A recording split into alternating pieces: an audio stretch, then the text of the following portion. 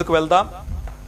మహాపరిశుద్ధుడైన మా దేవ, ఘనుడైన మా తండ్రి, నీకే స్తుతులు స్తోత్రములు చెల్లించుకుంటున్నాను ప్రభువా. మరి ఈ సమయంలో ఈ ఆదివారపు ఉదయకాలపు ఆరాధనకి మేమందరము కూడా ఏకీభవించి నీ నామాన్ని స్తుతించడానికి, నీ నామాన్ని గణపరచడానికి దేవా నువ్వు ఇచ్చిన ఈ గొప్ప అవకాశాన్ని బట్టి నీకే కృతజ్ఞతలు చెల్లించుకుంటూ ఈ యొక్క లైవ్ కార్యక్రమాన్ని ఎలాంటి డిస్టర్బెన్స్ లేకుండా నీవేనైనా ముందుండి నడిపించి నీ కృపని మా పట్ల విస్తరింపచేయమని, నీ కార్యాలు మా అందరి పట్ల జరిగించి వాక్యము ద్వారా ప్రతి ఒక్కరితో కూడా ప్రత్యేకమైన రీతిలో మాట్లాడి నీ మహిమని, నీ కృపని మా అందరి పట్ల విస్తరింపచేయమని, లైవ్లో ఏకీభవిస్తున్న ప్రతి ఒక్కరి జీవితంలో ఈరోజు ప్రత్యేకమైన రీతిలో వారితోనూ నాతోనూ నువ్వు మాట్లాడి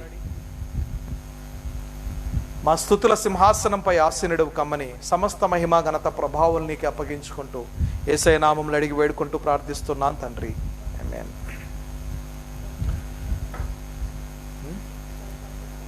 రైట్, దేవుని వాక్యాన్ని ఒక అర్ధగంట సేపు మనం ధ్యానించుకుందాం. హాఫ్ అన్ అవర్ పాటు దేవుని వాక్యాన్ని ధ్యానించుకొని ఆ తర్వాత మరి చివరి ప్రార్థన చేసుకొని మనము ముగించుకుందాం. దేనిని గురించి చింతింపకుడి కానీ ప్రతి విషయంలోనూ ప్రార్థనా విజ్ఞాపనల చేత కృతజ్ఞతాపూర్వకంగా మీ విన్నపములు దేవునికి తెలియచేయుడి అని చెప్పేసి ఉంది. దేనిని గురించి ఈరోజు అనేకమైన విషయాల గురించి మనం చింతపడుతూ ఉంటాం, అనేకమైన విషయాల గురించి మనము చింతిస్తూ ఉంటాం. అయితే పరిశుద్ధాత్మ దేవుడు మనతో మాట్లాడుతున్న మాట ఏంటంటే గనక, దేనిని గూర్చి చింతించొద్దు.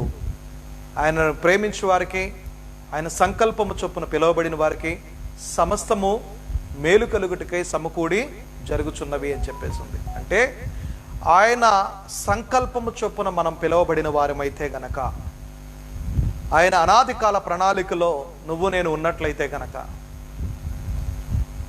ఆయన సంకల్పంలోను ఆయన చిత్తంలోను మనం ఉన్నట్లయితే కనుక, ఒకవేళ ఈ సంఘం ఆయన చిత్తంలో, ఆయన సంకల్పంలో, ఆయన రాజ్యంలో, ఆయన రాజ్య వ్యాప్తి కొరకు విస్తరింపబడే సంఘం అయితే కనుక సమస్తము మేలు కలుగుటకే, సమస్తము మేలే జరిగింది మనకి,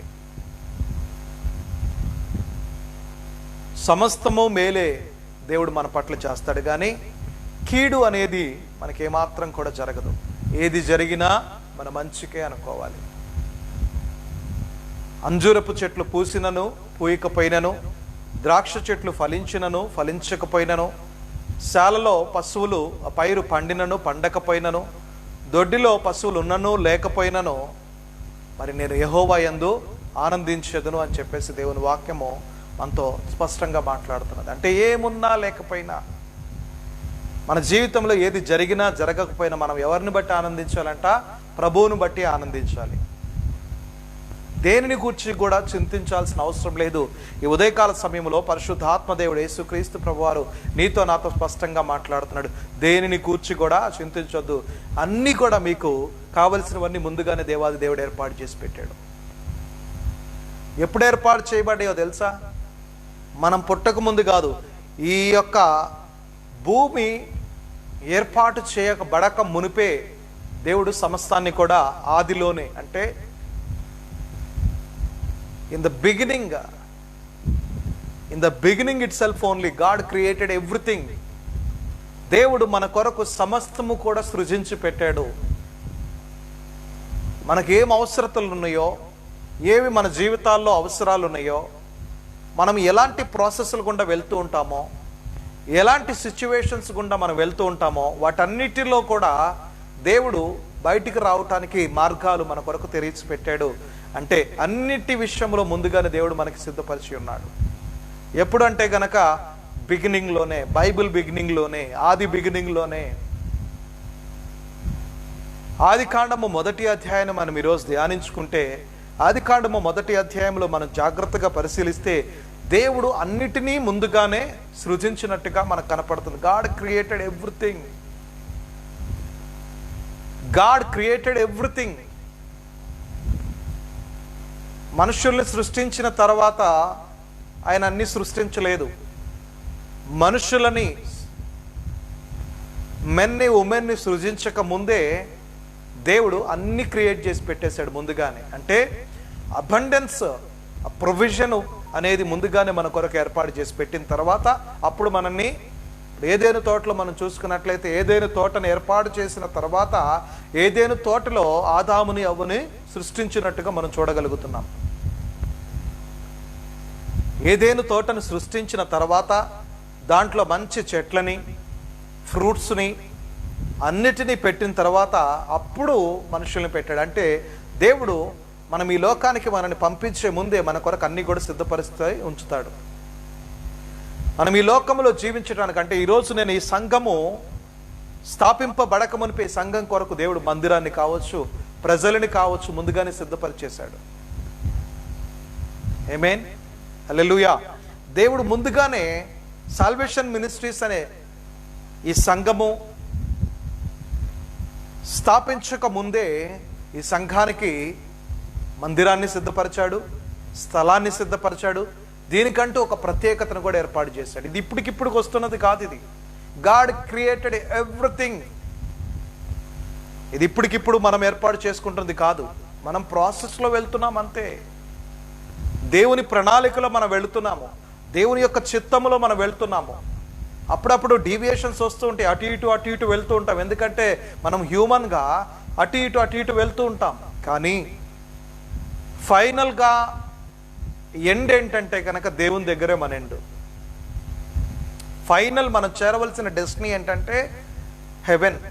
దేవుని దగ్గరికే మన డెస్టినీ, మనం చేరవలసింది ఆయన దగ్గరికే. సాల్వేషన్ మినిస్ట్రీస్ అనే కాదు, నిన్ను సృష్టించక ముందే దేవుడు నీ కొరకు ముందుగానే అన్ని సిద్ధపరిచాడు.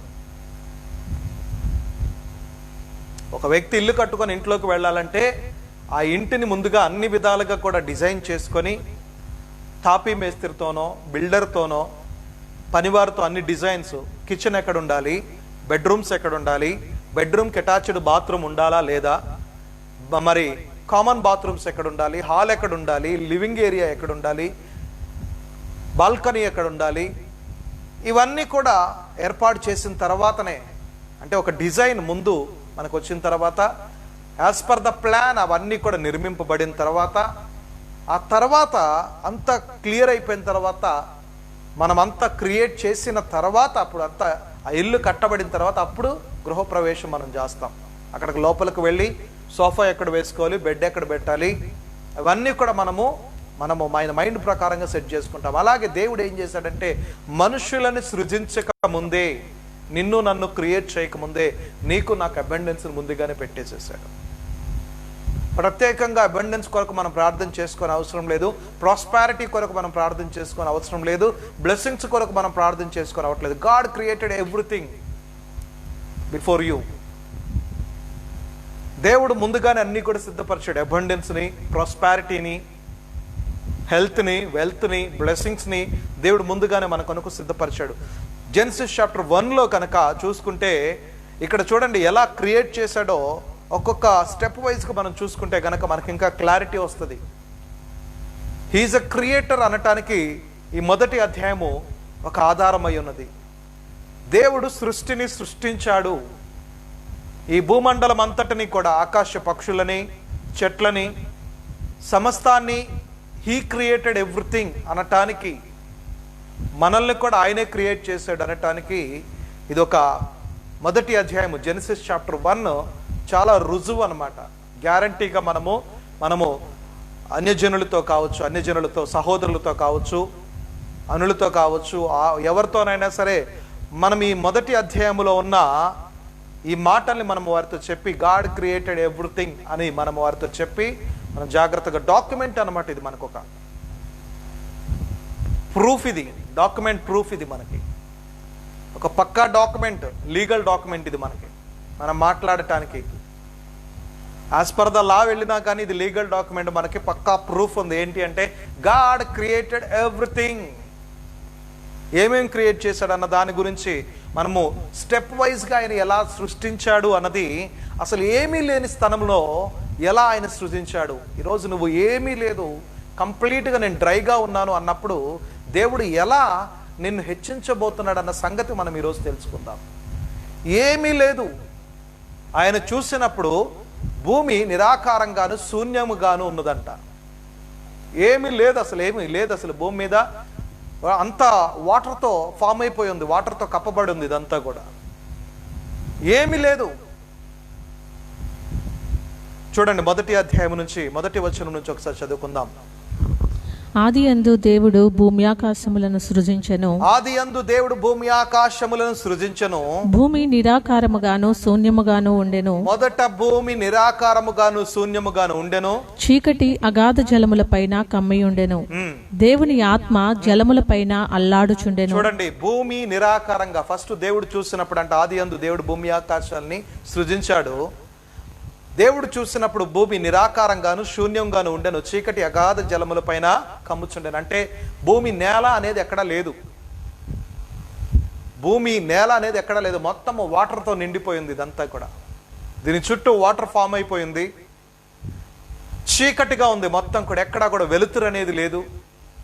భూమి శూన్యములో ఉన్నప్పుడు, అంతరిక్షంలో భూమి ఉన్నప్పుడు అది చీకటిలో ఉండిపోయింది. దాని మీద వాటర్ ఫామ్ అయిపోయింది. వాటర్ మధ్యలో ఎక్కడో లోపల భూమి ఉంది.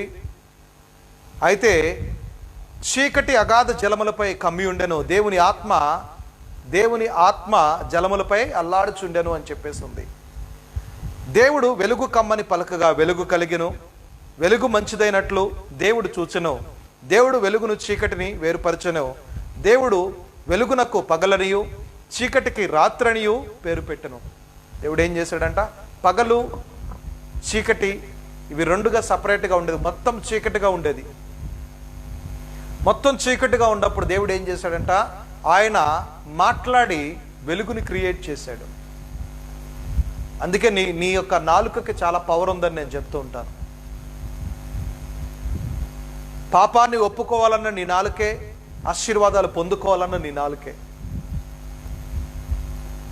నాకెప్పుడు బాగాదు నా శరీరంలో బలహీనత ఉంది అనుకుంటే నువ్వు ఎప్పుడు కూడా బాగా అట్లానే ఉంటావు. కానీ I'm blessed in the name of Jesus. ఏ రోగము ఏ వ్యాధి నన్ను ఏం చేయలేదు. ఏ దగ్గు ఏ జ్వరము ఏ గొంతు నొప్పి ఏ ఒళ్ళు నొప్పులు నన్ను ఏం చేయలేవు. I'm blessed in the name of Jesus అని నువ్వు ఎప్పుడైతే నిన్ను నువ్వు ధైర్యపరుచుకుంటూ దేవుని మాటల్లాగా నీ మాటలు పలుకుతూ ఉంటావో అప్పుడు నువ్వు ఆటోమేటిక్గా నువ్వు శక్తిని పొందుకుంటూ ఉంటావు తెలియకుండానే. బాలేదని నువ్వు మంచాన్ని పడుకొని ఉంటే కనుక ఎప్పుడు కూడా నువ్వు బాగాకుండానే పోతూ ఉంటావు. సీరియస్లీ. ఎప్పుడు బలహీనులమో అప్పుడే బలవంతులమి అని చెప్పేసి దేవుడు అన్నాడు. నువ్వెప్పుడు బలహీనుడువో అప్పుడే బలవంతుడివి. మన బలహీనతలో బలమును దయచేవాడు ఆయనే మనకి. కాబట్టి దేవుడు చూసినప్పుడే భూమి అంతా చీకటి కమ్ముకొని ఉంది. అప్పుడు వెలుగు కమ్మని పలికినప్పుడు వెలుగు చీకటి సపరేట్ అయిపోయింది. వెలుగుకి ఆయన పగలనియు చీకటికి రాత్రనియు పేరు పెట్టాడంట. అంటే ఈ పగలు డే అనేది ఆయనే క్రియేట్ చేశాడు. నైట్ అనేది కూడా ఆయనే క్రియేట్ చేశాడు. డే అండ్ నైట్ని కూడా ఆయనే క్రియేట్ చేశాడు. ఇక్కడ క్లారిటీ వచ్చేసింది మనకి. ఆయన సపరేట్ చేశాడు. చీకటిని సపరేట్ చేసేసి వెలుగుని కమ్మని పలికాడు. వెలుగు వచ్చును గాక అన్నాడు. వెలుగు కలుగును గాక అన్నాడు. వెలుగు వచ్చింది. వెలుగు వచ్చిన వెంటనే కూడా దానికి ఆ వెలుగుకి ఏమని పెట్టాడు? పగలు అంటే డే అని పెట్టాడు. చీకటికి నైట్ అని పెట్టేసేసాడు. ఆయన పేర్లు పెట్టాడు. ఆ తర్వాత 6వ వచనంలో చూడండి. 6వ వచనంలో మరియు దేవుడు జలముల మధ్యన ఒక విశాలము కలిగి ఆ జలములను ఈ జలములను వేరుపరచును గాక అని పలికెను. దేవుడు ఆ విశాలము చేసి విశాలము క్రింది జలములను విశాలము మీది జలములను వేరుపరపగా ఆ ప్రకారమాయను. దేవుడు ఆ విశాలమునకు ఆకాశమని పేరు పెట్టెను. అస్తమయమును ఉదయమును కలుగగా 2వ దినమాయను. దేవుడు ఆకాశము క్రిందనున్న జలములొకచోటనే కూర్చబడి ఆరిన నేల కనబడునుగాక అని పలుకగా ఆ ప్రకారమాయను. దేవుడు ఆరిన నేలకు భూమి అని పేరు పెట్టెను. జలరాశికి ఆయన సముద్రములని పేరు పెట్టెను. అది మంచిదని దేవుడు చూసెను. చూడండి, భూమి మీద ఉన్న మంచిది, భూమి మీద ఉన్నవన్నీ కూడా మంచివని దేవుడు అంటున్నాడు. వాటర్ని సపరేట్ చేసేసాడు దేవుడు. భూమి అనేది ఎక్కడా కనిపించేది కాదు. ఆయన వేరు కమ్మని పలికినప్పుడు వాటర్ సపరేట్ అయిపోయింది. కొంచెం నేల కనపడింది. ఎక్కువ క్వాంటిటీ మనకు వాటరే ఉంటుంది భూమి మీద. ఎక్కువ క్వాంటిటీ 3/4 వాటరే ఉంటుంది. 1/4 మాత్రమే మనకి భూమి కనపడిద్ది అంతే. ఈ 1/4లోనే ఇంతమంది ప్రజలు నివసిస్తున్నారు. ఒక భారతదేశపు జనాభా 135 కోట్లకు పైగా ఉంది. చైనా అంతకంటే ఎక్కువ. ఇంకా కొన్ని దేశాలు, ఎన్ని దేశాలు ఉన్నాయి ఇట్లా? సుమారుగా 280, 290 దేశాలు ఉన్నాయి మనకి. ఆయన క్రియేట్ చేసిన ఈ యొక్క క్రియేషన్లో ఇన్ని దేశాల్లో ఇంతమంది ప్రజలు జీవిస్తున్నారు. వారందరూ కూడా చక్కగా ఎవరికి వాళ్ళు ఇండిపెండెంట్ హౌస్లు కట్టుకుంటున్నారు, చక్కగా జీవిస్తున్నారు. ఇంకా స్పేస్ చూస్తే కనుక చాలా ల్యాండ్, ఓపెన్ ల్యాండ్ మనకు కనిపిస్తుంది. సముద్రాన్ని ఆయన సపరేట్ చేశాడు, ఆకాశాన్ని ఆయన సపరేట్ చేశాడు, నీళ్లను ఆయన సపరేట్ చేసేసాడు, భూమిని ఆయన సపరేట్ చేసి అంతా కూడా ఒక షేప్కు తీసుకొచ్చేసాడు. ఆయన చేసిన తర్వాత అప్పుడు ఏమన్నాడంటే దేవుడు, ఇదంతా మంచిది అని చెప్పేసి అన్నాడు. దేవుడు ఏది చేసినా సరే, సోమవారం మంచిది, మంగళవారం మంచిది, బుధవారం మంచిది, గురువారం మంచిది, శుక్రవారం మంచిది. చాలామంది ఈ డేస్ చూసుకుంటూ ఉంటాడు. ట్యూస్డే అయితే బాగాదులే, థర్స్డే అయితే బాగాదులే, సాటర్డే శని వస్తుంది వద్దు, సండే ఆదివారము చేయొద్దు అని చెప్పేసి అంటూ ఉంటారు. దేవుడు క్రియేట్ చేసిన ప్రతిదీ కూడా every day is the good day అని చెప్పేసి దేవుడు అన్నాడు. ఇక్కడ దేవుడు క్రియేట్ చేసినవన్నీ కూడా good day, no bad in that. కాకపోతే మనుషులు ఏం చేశాడంటే, మంగళవారము మంచిది కాదు, శనివారము శని వచ్చింది, ఆదివారము చెయ్యకూడదు అని చెప్పేసి డేస్ని వాళ్ళు క్రియేట్ చేసుకొని అది హ్యూమన్లో ఇంజెక్ట్ చేసేసేసారు. కానీ దేవుడు ఇవన్నీ చేసినప్పుడు ఏమంటున్నాడంటే కనుక, అన్నీ మంచివే. వీటన్నిటిని సృజించిన తర్వాత ఆకాశ పక్షులని, చెట్లని, ఫలమిచ్చు చెట్లని, జంతువులని, నేలను పాకే పురుగులని, చిన్న చిన్న చీమలని, దోమలని కూడా దేవుడే క్రియేట్ చేసేసాడు. ఇవన్నీ చేసిన తర్వాత ఇవన్నీ కూడా మంచివే అని చెప్పేసి దేవుడు అన్నాడు. ఆ ఫస్ట్ చాప్టర్ మొత్తం మీరు జాగ్రత్తగా చదవండి. దేవుడు క్రియేట్ చేసినవన్నీ కూడా మంచివే, అన్నీ కూడా మంచియే అని చెప్పేసి దేవుడు చెప్పాడు. ఆయన చూసినప్పుడు ఇది ఎలా కనపడిందంటే, ఆయనకి దేవుడు తాను చేసినది యావత్తు చూసినప్పుడు అది చాలా మంచిదిగా ఉండెను అని చెప్పేసి అక్కడ రాయబడి ఉంది. చూసినప్పుడు అంట అవన్నీ కూడా ఎలా కనిపించినాయి? ఆయన కన్నులకు మంచిగా కనిపించినాయి. ఆయన కన్నులతో మనం కూడా చూస్తే అన్నీ మనకు మంచిగానే కనిపిస్తాయి. కానీ మనము మన కన్నులతో చూస్తూ ఉంటాం. అందుకే మన కన్నులు తెరవబడాలి. యేసుక్రీస్తు నామంలో మన కన్నులు స్పిరిచువలైజ్గా మార్చబడాలి. స్పిరిచువల్ ఐస్ మన ఓపెన్ అయినప్పుడు ఏమైతే అంటే, మనం ఏది చూసినా మంచిదిగానే ఉంటుంది, కానీ బ్యాడ్ కనిపించదు మనకి. దేవుడు తన స్వరాన్ని పలికి అన్నీ కూడా సపరేట్ చేసేసాడు, అన్నిటినీ క్రియేట్ చేసేసాడు. ఈరోజు నీ సరౌండింగ్ ఉన్నదంతా కూడా మంచిదే. నువ్వు మంచిగా ఉన్నంతకాలం అన్నీ మంచిగానే ఉంటాయి. ఇవన్నీ చేసిన తర్వాత అప్పుడు దేవుడు మనిషిని క్రియేట్ చేశాడంట. ఆడంని, ఈవ్ని, ఆదాముని, అవ్వని క్రియేట్ చేశాడు. 27వ వచనంలో చూడండి, దేవుడు తన స్వరూపమందు నరుని సృజించి, దేవుడు తన స్వరూపమందు నరుని సృజించెను, దేవుని స్వరూపమందు వాని సృజించెను, స్త్రీనిగాను పురుషునిగాను వారిని సృజించెను, స్త్రీగాను పురుషునిగాను వారిని సృజించెను. దేవుడు వారిని ఆశీర్వదించెను, ఎట్లనగా మీరు ఫలించి అభివృద్ధి పొంది విస్తరించి భూమిని నిండించి దానిని లోపరుచుకోండి అని చెప్పేసి అంటున్నాడంట. హల్లెలూయా. దేవుడు అన్ని సృష్టించిన తర్వాత నీకంటే ఈ లోకానికి నిన్ను పంపక ముందే దేవుడు నీ కొరకు అన్ని ఏర్పాటు చేశాడు. మ్యారేజ్ కావచ్చు, జాబ్ కావచ్చు, ఫ్యామిలీ కావచ్చు, ఇల్లు కావచ్చు, ప్రాస్పారిటీ కావచ్చు, బ్లెస్సింగ్స్ కావచ్చు, అన్నీ కూడా దేవుడు ముందుగానే నీ కొరకు సిద్ధపరిచాడు. అయితే ఎప్పుడైతే నువ్వు దేవుని యొక్క ట్రాక్లో వెళ్తూ ఉంటావో, ట్రాక్ తప్పిందనుకో బోల్తా పడిపోయింది. ఒకే ట్రాక్లో వెళ్తే వెళ్ళవలసిన ప్రాంతానికి వెళ్ళిపోతుంది అది క్షేమంగా. లోపల ఉన్న ప్రయాణికులు కూడా, ప్యాసింజర్స్ కూడా చక్కగా వెళ్ళిపోతారు ట్రైన్తో పాటుగా. ట్రాక్ తప్పిందనుకోండి, ఓవర్ స్పీడ్ అయ్యో లేదంటే ఏదైనా డిస్టర్బెన్స్ వచ్చి ట్రాక్ తప్పిందనుకోండి, ఏమైపోతుంది? ట్రైన్ బోల్తా పడిపోతుంది, ఏ నదిలోనో ఎక్కడో పడిపోతుంది. దాంతో పాటుగా ఆ ప్యాసింజర్స్ అందరూ కూడా పడిపోతారు.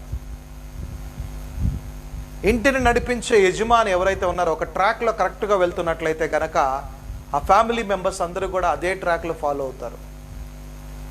యజమాని అంటే head of the department, head of the house. యజమాని ఒక ట్రాక్ మిస్ అయ్యి వేరే ట్రాక్లో వెళ్తున్నాడు, ఈ లోక సంబంధమైన వాటి వైపు వెళ్తున్నాడంటే ఆటోమేటిక్గా కుటుంబం అంతా కూడా ట్రాక్ తప్పిపోయింది, అందరూ బోల్తా పడిపోతారు. అందుకే కుటుంబ యజమాని, అది స్త్రీ కావచ్చు, పురుషుడు తన పనిని సక్రమంగా నెరవేర్చాలి.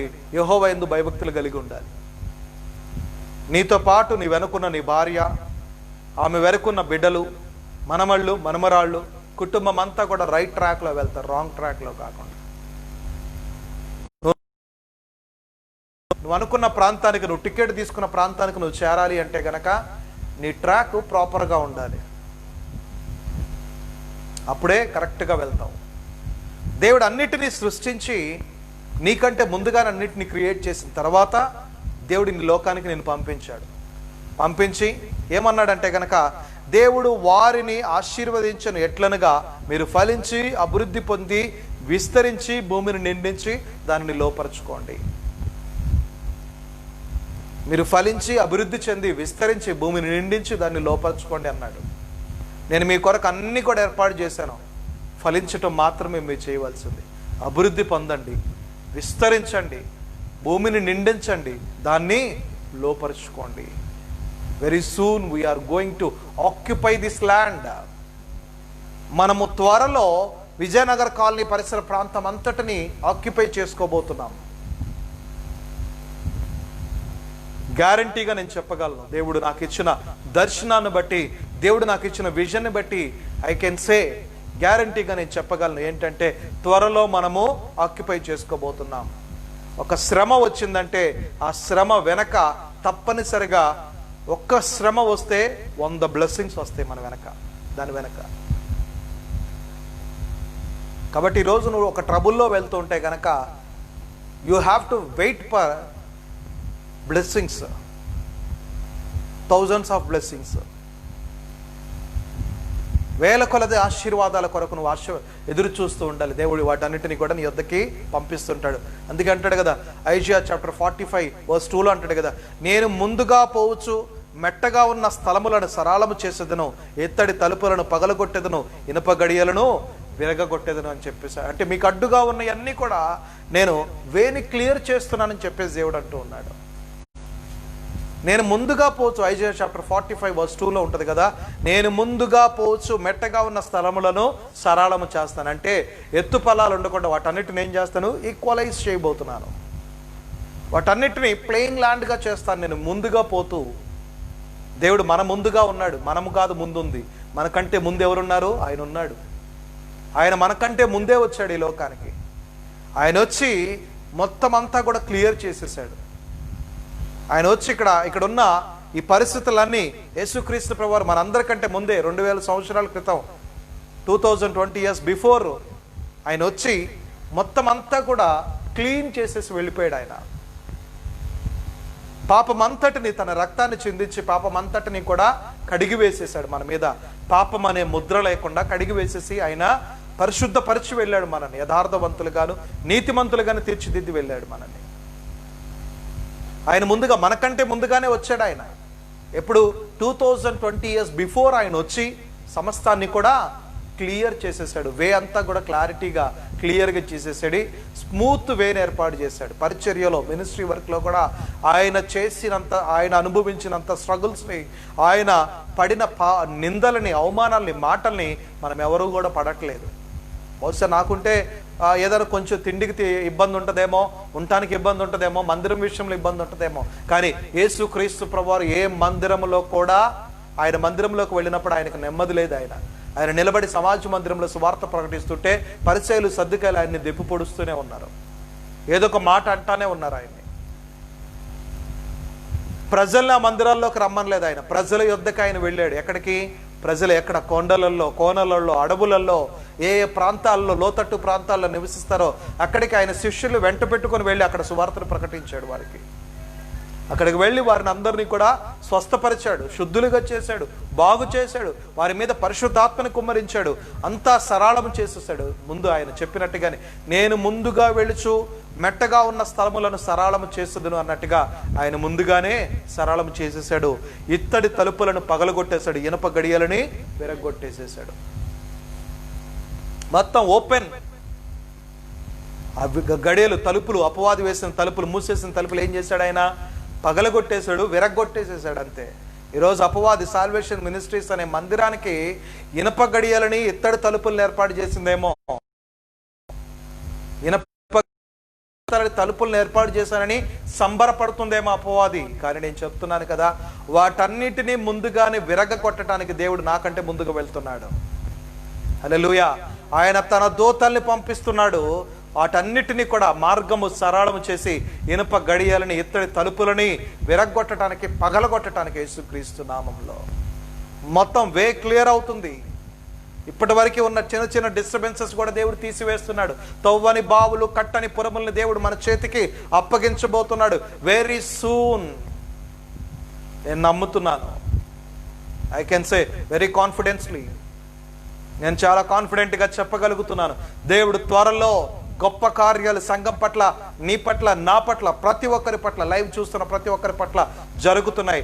ఈరోజు నీకు ఆటంకంగా ఉన్నవారు రేపటి దినాన వాటి ఇత్తట గడియలను, మరి ఇనప గడియలను, ఇత్తడి తలుపుల్ని దేవుడు పగలగొట్టి మార్గాన్ని సరళం చేయబోతున్నాడు. ఓపెన్ చేస్తున్నాడు. డోర్స్ అన్ని కూడా ఓపెన్ అవుతున్నాయి. ఓపెన్ డోర్స్, ఓపెన్ డోర్స్ దేవుడు చేయబోతున్నాడు. అందుకే ముందుగానే అన్ని కూడా దేవుడు సృష్టించాడు. మనకి అన్ని కూడా సృష్టించాడు, అన్ని కూడా ముందుగానే ఏర్పాటు చేస్తున్నాడు మనకి. మనం వెళ్ళబోయే స్థలాన్ని, మరి ఇజ్రాయిల్ ప్రజలు కనానికి చేరటానికి, ఆ కనాను వాళ్ళు చేరిన తర్వాత దాన్ని అంతా అద్భుతంగా తయారు చేయలేదు. వాళ్ళు చేరక ముందే వాళ్ళతో ఏం చెప్పాడు? పాలు తేనెలు ప్రవహించు దేశానికి నేను మిమ్మల్ని నడిపిస్తానని చెప్పేసి అన్నాడు. వాళ్ళని నడిపించాడు. వాళ్ళు వెళ్ళి స్వాధీనపరుచుకున్న తర్వాత వాళ్ళందరూ ఏం చేశారంట? సంతోషించి ఆనందించారు. దానిని చూసి, అక్కడ ఉన్న ఫలములను చూసి, ఫ్రూట్స్ని చూసినప్పుడు, ఆ బిల్డింగ్స్ని చూసినప్పుడు, ఆ కట్టడాలను చూసినప్పుడు, ఆ వెండి బంగారాలను చూసినప్పుడు, వాటన్నిటిని వారు స్వతంత్రించుకుంటునేటప్పుడు వాళ్ళు ఎంతో సంతోషించి ప్రభువుని గణపరిచారు. వాళ్ళు ఎందుకు అంటే గనక, ప్రభువా ఎంత గొప్ప మహిమ కలిగిన దేవుడవు నీవు, ఎంత గొప్ప మహిమ కలిగిన దేవుడివి. వాటన్నిటిని మా కొరకు ముందుగానే క్రియేట్ చేసిన తర్వాత అక్కడికి మమ్మల్ని పంపించావు. కనానుని, పాలు తేనెలు ప్రవహించు దేశాన్ని దేవుడు సృష్టించిన తర్వాత, ఇజ్రాయెల్ ప్రజల్ని పర్ఫెక్ట్గా సృష్టించిన తర్వాత ఇజ్రాయేలీల్ని ఐగుప్తుల నుంచి విడిపించి ఇక్కడికి తీసుకొచ్చాడు. గాడ్ అంటే దేవుడికి ప్రతిదీ కూడా ఒక పర్పస్ఫుల్గా చేస్తాడు. ఆయన ఒక ప్లాన్డ్గా చేసుకుంటూ వెళ్తున్నాడు మన పట్ల, నీ పట్ల, నా పట్ల ఒక ప్లాన్స్, పర్ఫెక్ట్ ప్లాన్తో దేవుడు మనల్ని తీసుకుని వెళ్తున్నాడు.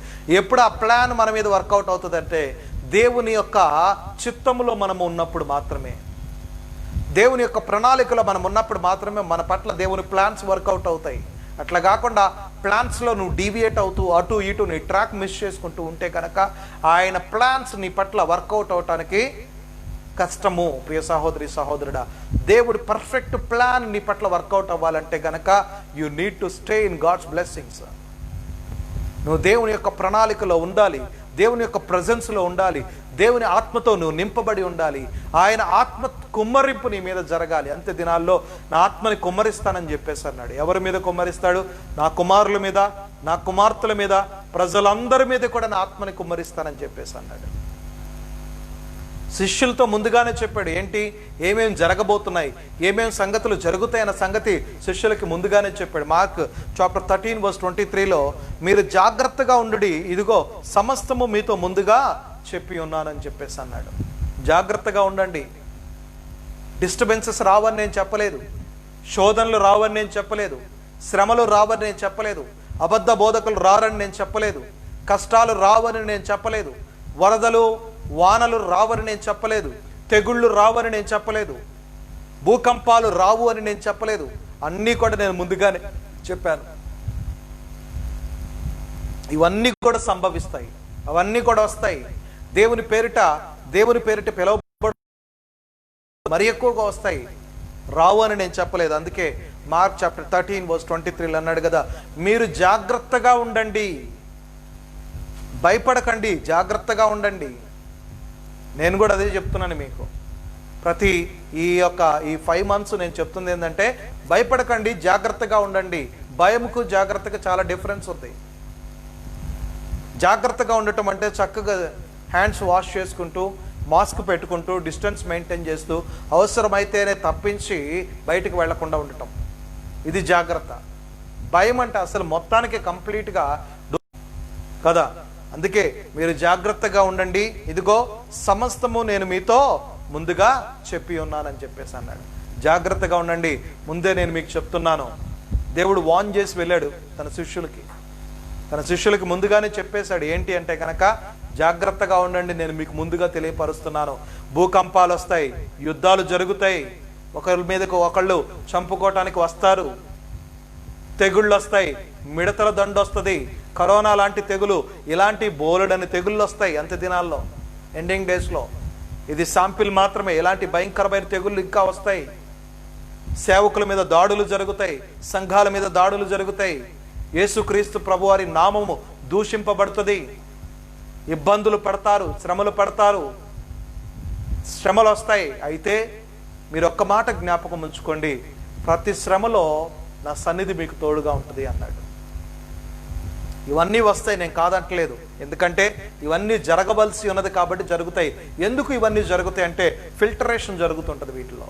ఈ ప్రాసెస్ అంతలో కూడా మంచి గోధుమలు కొట్లల్లో దాచబడతాయి, చెడు గురుగులు ఏమైతాయి అంట అగ్నిలో కాల్చివేయబడతాయి. సపరేట్ చేయాలి కదా దేవుడు పీపుల్ని, గాడ్స్ పీపుల్ని. మరి సపరేట్ చేయాలంటే కనుక ఇవన్నీ అవసరం. ఇవన్నీ వస్తున్నప్పుడు ఒక్కొక్క మనకి ట్రబుల్ వస్తున్నప్పుడు ఏమవుతుందంట, మనలో ట్రాన్స్ఫర్మేషన్ అనేది జరుగుతుంటుంది ఎక్కువగా. కాబట్టి ఇవన్నీ వస్తాయి, మీరు భయపడకండి, జాగ్రత్తగా ఉండండి. నేను ముందుగానే చెప్తున్నాను, ఇవి రావు అని నేను అంటలేదు, ఇవన్నీ వస్తాయి. యాజ్ ఏ హ్యూమన్గా జ్వరము, జలుబు, దగ్గు ఇవన్నీ కూడా వస్తాయి, రావని అంటలేదు. కాకపోతే జాగ్రత్తగా ఉండండి, వచ్చినప్పుడు దాన్ని ఎలా మనం ఓవర్కమ్ చేయాలి. ఫైనాన్షియల్ ప్రాబ్లమ్స్ వస్తాయి యాజ్ ఏ హ్యూమన్గా. మనిషి అన్న ప్రతి ఒక్కరికి, అది ఎవరైనా సరే, అంబానీ అయినా సరే, మోడీ అయినా సరే, అమెరికా అధ్యక్షుడైనా సరే, ఫైనాన్స్ వస్తాయి ఎక్కడో చోట, ఏదో ఒక ప్రాజెక్ట్లో. రావని నేను సహోదరి సహోదరుడా, ఈరోజు దేవుడు నీకంటే ముందుగా అన్నీ కూడా సిద్ధపరిచాడు. దేన్ని గురించి చింతించొద్దు, రేపటి గురించి అసలే ఆలోచించొద్దు, దేనిని గురించి చింతించొద్దు. నువ్వు చేయవలసింది ప్రార్థనా విజ్ఞాపనలు, కృతజ్ఞతాస్తుతులు, మనఃపూర్వకంగా దేవునికి నీ విన్నపములు తెలియపరచాలంతే. నీ ప్రేయర్ రిక్వెస్ట్ దేవునికి చెప్పు, ప్రైజ్ చేయి దేవుణ్ణి. God created everything before you. నీకంటే ముందుగా అన్నీ కూడా దేవుడు ముందుగానే సృష్టించాడు. ఇది లేదు, ఏది చేత కాదు అనుకోవటానికి వీల్లేదు. చూడండి, ఈ ఎలక్ట్రిసిటీని దేవుడు ఎప్పుడు కొన్ని వందల సంవత్సరాల క్రితం ఈ ఎలక్ట్రిసిటీని, ఈ బల్బులని క్రియేట్ చేశాడు. చక్కగా మనం ఈ బల్బుల మధ్యలో ఈ లైటింగ్స్తో మనం ఈరోజు చక్కగా లైవ్ కార్యక్రమాన్ని చేసుకోవటానికి, మనం జీవించడానికి కూడా ఇష్టపడుతున్నాం. మరి అవకాశం కల్పించాడు. సో ఇవన్నీ కూడా దేవుడు ముందుగానే, మనకి ఏది అవసరమో వాటిని ముందుగానే దేవుడు మనకి సృష్టించాడు. అన్నీ కూడా మంచివే. దేవుడు సృష్టించిన ప్రతిదీ కూడా, అది అక్టోబర్ మంత్ అయినా, సెప్టెంబర్ మంత్ అయినా, డిసెంబర్ మంత్ అయినా, 2019, కొంతమంది 2019 అస్సలు బాగాలేదంటారు, 2020 అస్సలు వరస్ట్గా ఉందంటారు, 2020 దేవుడు మనతో గేమ్ ఆడుకుంటున్నారు అంటున్నాడు. కాదు, this is the year of grace. This is year of grace. ఈ సంవత్సరము కరోనాతో ఎంతో మంది చచ్చిపోతున్నారు, కరోనా బారిన పడి ఎంతో మంది ఇబ్బందులు పడుతున్నారు, హాస్పిటల్లో బ్రీతింగ్ ఆగిపోయి ఎంతో మంది చస్తున్నారు. కానీ you are under year of grace. You are under his grace. దేవుని యొక్క కృపలో ఉన్నావు. 2020 నార్మల్ పీపుల్కేమో, బట్ గాడ్ చిల్డ్రన్కి, దేవుని యొక్క ప్రజలకి ఇది complete year of grace. Hallelujah. ఇది దేవుని కృపా సంవత్సరం. ఇది మనం ఆయన కృపలో భద్రపరచబడి ఉన్నాం. ఇయర్ బిగినింగ్ నుంచి కూడా దేవుడు ఆయన కృపని మన పట్ల ఎట్లా విస్తరింప చేస్తున్నాడు. Just imagine it. రీకలెక్ట్ చేసుకోండి, అంతా కూడా రీకలెక్ట్ చేసుకోండి. దేవుడు ఎలా నిన్ను పోషిస్తున్నాడు. డే బై డే ఎంతో మంది ప్రజల్ని నువ్వు కలుస్తున్న, ఏ ప్రాంతాలకు వెళ్ళినా ఎట్లా సేఫ్గా దేవుడు నిన్ను ఉంచుతున్నాడు. రీకలెక్ట్ చేసుకొని ప్రైజ్ చేయండి దేవుణ్ణి. రీకలెక్ట్ చేసుకొని ప్రైజ్ చేయండి దేవుణ్ణి. ఇయర్ ఆఫ్ గ్రేస్లో నువ్వు ఎంత అబండెన్స్గా జీవిస్తున్నావు. ఏ పూట తిండి మానేవు. ఇంకా ఈ కరోనా సీజన్లో, ఈ కరోనా టైంలో ఇంకా ఎక్కువ చక్కగా ఇంకెక్కువ తిన్నావు. ఉండి ఇంట్లో కూర్చొని తిన్నావు నువ్వు ఎక్కువ. వర్క్ ఫ్రమ్ హోమ్, ఇంటి పట్టునే కూర్చొని ఆఫీస్కి వెళ్ళే పని లేదు, వర్క్ ఫ్రమ్ హోమ్, ఇంటి పట్టునే కూర్చొని నువ్వు పని చేసుకుంటూ చక్కగా జీతాన్ని అనుభవిస్తూ ఉన్నావు. కొంతమంది ఉద్యోగాలు పోయి జీతాలు లేకపోయినా వాళ్ళు అబండెన్స్తో బ్రతుకుతున్నారు, వాళ్ళు దేవునికి దగ్గరయ్యారు. I praise God in the name of Jesus. దేవుని నేను కృపతో, దేవుని నేను ఎంతగానో స్తుతిస్తున్నాను నజరేయుడైన యేసుక్రీస్తు నామంలో. పర్టికులర్గా నేను మందిరాలు జరగల, ఇన్కమ్ తగ్గిపోయింది, అయినప్పటికీ నేను ఎక్కడా కూడా నా జీవితంలో కాంప్రమైజ్ కాల. ఎవ్రీడే నేను దేవుని ప్రైజ్ చేస్తూ ఉన్నాను, దేవుని స్తుతిస్తూ ఉన్నాను, దేవునికి కృతజ్ఞతాస్తుతులు చెల్లిస్తూ ఉన్నాను, దేవుని నామాన్ని గణపరుస్తున్నాను, ఆయన వాక్యాన్ని, ఆయన సువార్తను విస్తరింప చేస్తూనే ఉన్నాను ఎవ్రీడే, ఎక్కడ అలసిపోకుండా. లాస్ట్ వీక్ కూడా నేను ఎందుకు రెస్ట్ తీసుకున్నానంటే నేను హౌస్ స్టేషన్ వెళ్ళేది ఉంది, అలాగే మరి చెప్పి కొంచెం గొంతు కూడా డిస్టర్బ్ అయింది. కాబట్టి మరి ఈ హౌస్ స్టేషన్ వెళ్ళినప్పుడు అక్కడ ఇంటర్నెట్ ప్రాబ్లం, మన వెడ్నెస్డే కూడా చూడండి ఇంటర్నెట్ ప్రాబ్లం రావటం, అక్కడ సిగ్నల్ సరిగ్గా ఉండకపోవటాన్ని బట్టి మరి హౌస్ స్టేషన్ వెళ్ళాల్సిన అవసరం ఉన్నది. కాబట్టి దాన్ని బట్టి ఈ కొద్ది కాలము నేను కొంచెం గ్యాప్ తీసుకున్నాను. And again tomorrow onwards I'm starting my services. ఎప్పటి వరకు అంటే అక్టోబర్ 31 వరకు కూడా ఇది జరుగుతూనే ఉంటాయి. ఎందుకంటే అక్టోబర్ 31 రోజు నాకు దేవుడిచ్చిన మరి పుట్టినరోజు ఆ రోజు. కాబట్టి ఆ రోజు వరకు కూడా నేను ఉపవాసంలో 40 days ఫాస్టింగ్లో ఉండి ఈ యొక్క లైవ్ కార్యక్రమాలు నేను కంటిన్యూ చేస్తాను. దేవుని సువార్తను ప్రకటింపని ఎడల నాకు శ్రమ అని అపోస్తులుడైన పౌలు ఎలాగైతే అన్నాడో, నేను కూడా అదే మాదిరిగా ఆయన వాక్యాన్ని ప్రకటించకపోతే నేను ఆ రోజు సంతోషంగా ఉండలేను. కాబట్టి దేవుడు దేనిని గూర్చి చింతించొద్దు, కానీ అన్నిటినీ మీకు ముందుగా సిద్ధపరిచి ఉంటాను. మరి మెట్టగా ఉన్న స్థలములను సరళం చేశాను, నేను అన్నీ మీకు ముందుగానే చెప్పాను.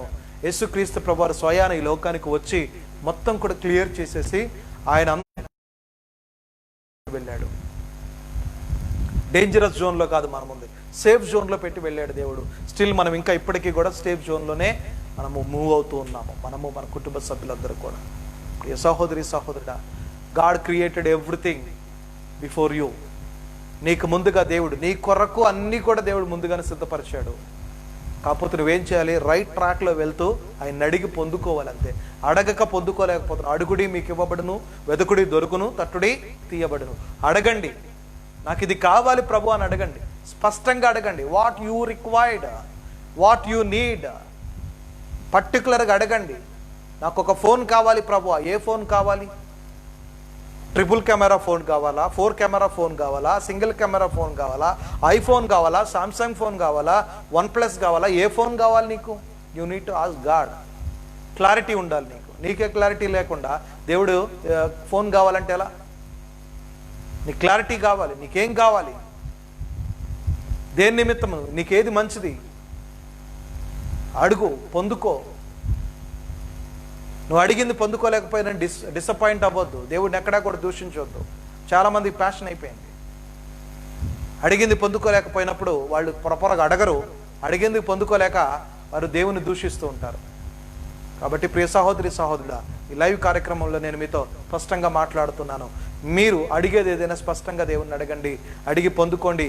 దేవుని కృపలో మీరందరూ కూడా భద్రపరచబడి ఉండాలని ఈరోజు ఈ లైవ్ కార్యక్రమం మీకు మరి ప్రత్యేకంగా చెప్తున్న మాట, దేవుడు మీకు ముందుగానే అన్నీ సిద్ధపరిచాడు. ఆయన్ని ప్రేమించు వారికి, ఆయన సంకల్పములో పిలువబడిన వారికి సమస్తము సమకూడి జరుగుతున్నవి. సమస్తము ఆయన ప్రకారంగా జరుగుతున్నాయి, ఆయన చిత్త ప్రకారంగా జరుగుతున్నాయి, ఆయన ఉద్దేశ ప్రకారంగా జరుగుతున్నాయి, ఆయన ప్లాన్స్ ప్రకారంగా జరుగుతున్నాయి. కాబట్టి nothing to worry, no need to worry.